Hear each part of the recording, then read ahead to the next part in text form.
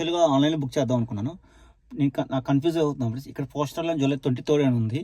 ఇక్కడ పైన డిస్క్రిప్షన్ చూడండి, జూలై 24 ఉంది. దేని గురించి మాట్లాడుతున్నారు మీరు అసలు? దీని గురించా?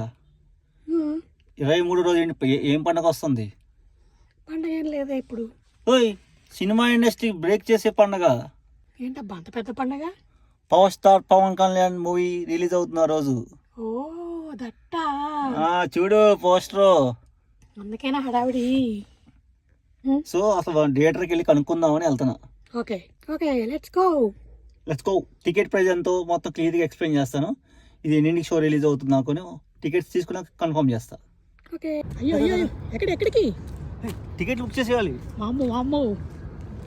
యాక్చువల్గా ఇది ఫస్ట్ టైం మన ఇంటి పక్కన రిలీజ్ అవుతుంది తెలుగు సినిమా. Okay, super. అయితే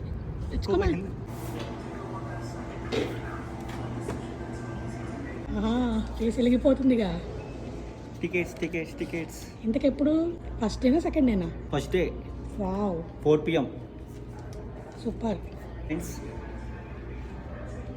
రేగల్లో రిలీజ్ అవుతుంది first day July 23 4 PM book చేసుకున్నా నేను మా వైఫ్.